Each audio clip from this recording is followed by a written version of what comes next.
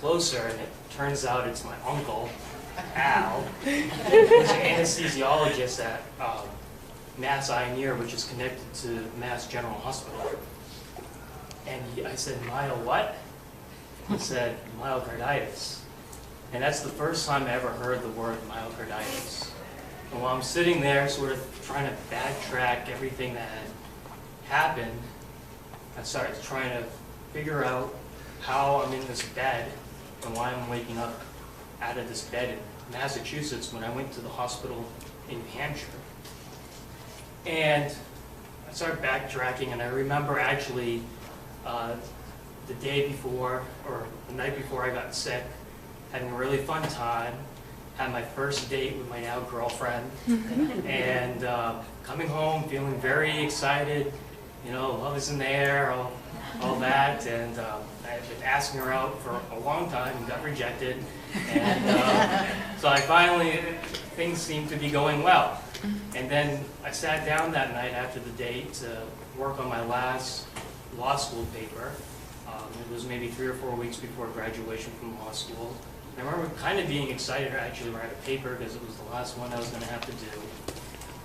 And as I was typing, I had a total out-of-body experience. It felt like one foot was in my body, and then one foot had left my body. And I remember thinking consciously, oh, I could walk through a wall. And then I pinched myself and realized that didn't really seem to be bound in reality at all, and I should just go to bed and sleep it off. And maybe a couple hours later, I got really bad sweats and started throwing up, and said, oh, that girl gave me the flu.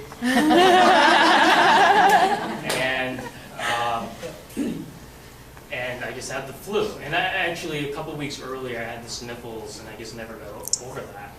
And so the next day, I had set my alarm for something like 4 or 5 in the morning so I could actually finish the paper. And I just kind of laid in bed, not really able to move, and said, wow, I really have the flu very bad. I never had the flu, and everybody that ever told me that when they had the flu, they always said they felt like they were dying. And I really felt like I was dying. So I just chalked it up to my first flu experience, and I actually proceeded to try to get ready for work, and realized that I guess physically you can't go to work when you're kind of walking on your hands and knees, and went back to bed. And it was a really nice, I remember, you know, it was a really nice day. It was really that first day of spring in April where you can actually go outside and do nice things. And my roommates, 2 female roommates, knocked on my door. I said, don't open up the door. I don't really feel that great today. And they said, oh, we're going to the beach. Just want to know if you want to come. I was like, no, I'm going to stay here and get over the flu. And then they left, and I just remember trying to get a glass of water all day. And I would collapse every time I would try to make it to the sink and wake up off the ground. And I was like, wow, I'm really tired. Law school's really warm. I just kept on chalking it up to a million other things. And so it wasn't until maybe 3 or 4 that afternoon that I had fallen so hard that I cracked my rib and displaced my jaw. And I called my dad, who's a doctor, and told him what type of day I had been having. And he said, you need to go to the hospital now. And so I was barely dressed. I called up a friend. He said he could come up and pick me up, which is very nice because he actually had a final exam that day. And so he came, missed his final exam, picked me up in his PT Cruiser. And I remember the look on his face because I couldn't find shoes, and I put on my roommate's high heel shoes. And my undershirt was on backwards, and I'm not even sure why I wore pants. And I just kind of like, you know, try to walk to his car, and he's like, are you okay? I'm like, well, I don't really feel that great. So when I got to the hospital in Concord, New Hampshire, I realized I couldn't walk, probably because I was wearing high heels, but also because my heart rate was about 20 beats per minute, unbeknownst to me. And so he ran and got me a wheelchair, and I rolled up to the front desk. And the first thing I said to the lady was, I need a drink. And I've been passing out all day, and she just thought I was drunk. And I could see why, because I was not wearing the appropriate clothes, and I wasn't being very specific about my day.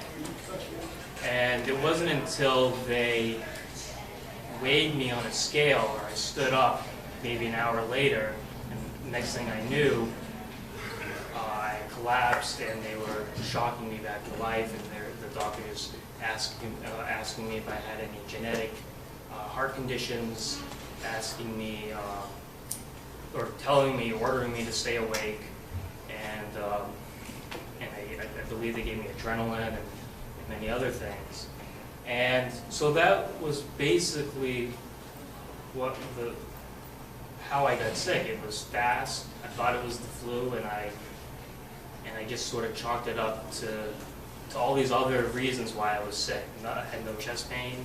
I had no idea it was anything going on with my heart. I kind of thought it was a normal thing until my jaw and my ribs were in much pain. And my dad, lucky enough as a doctor, I'm not sure if he recognized it as being as myocarditis, but he recognized it as being not something that should be happening if you had the flu. So that was, and then the next day they gave me a pacemaker, and unfortunately I had brain swelling and kidney and liver and other issues going on, and fluid in my lungs, and my oxygen levels were very low, so they induced me into a coma, and then they life-flighted me to Mass General Hospital. I'm not sure when, I'm assuming a couple of days later. And the recovery was interesting. It came at a time in my life where I was already going through a pretty big transition. I had to graduate from law school, and I had signed up to take the bars and had a job. So I decided to just try to keep going. The doctors told me to take a year off, and I didn't think that was the right thing for me. So I decided to study for the bar and do all the stuff that I planned to do, regardless of how the health was. I'm not sure if that was the smartest thing, but I'm glad I did that. Passed the bar, which was which I didn't think I was going to be able to do because my brain had been compromised. I feel it was very cloudy and very grueling task to study over that material. Try to, I be awake for an hour, sleep for 8 hours, be awake for another half an hour, study, sleep for 8 hours. Again, just always sleeping. But what I learned from the experience was, first, my family. I have a great family, 2 sisters and a loving brother, and 2 great parents that were really there for me. And I know my parents had lost a child, not from myocarditis, but through a tragic accident. And I know what losing a child had done to our family, and it was a very, very hard thing for a family unit to go through. And so I saw my family really be really connected. I always said I didn't have a lot of friends in law school, but I realized there were people coming down, sending me letters or cards that I hardly even knew in law school. People that, even some visitors, I maybe did a project with this girl named Holly Stevens once in law school. She came down and visited me in the hospital. And there was just like a lot of outpouring showing how many people cared about me at law school. And I just realized I had really great doctors and nurses that were very kind to my family and very kind towards me through the whole process. And a few months later, I decided to really look into the myocarditis. What was it? I never really got a good grasp. Each doctor would tell me their take on it, and it just didn't really seem, didn't really make a whole lot of sense of what myocarditis was. And so I found the Myocarditis Foundation, sent them an email, and Lindsay called me, and I really think that they do a lot of great work at this foundation, and I'm glad that they sent the invitation to me. And there isn't a day that goes by that I don't think about you guys as families and the victims of myocarditis. And I just want to say that you guys are always in my thoughts, and thank you for letting me speak.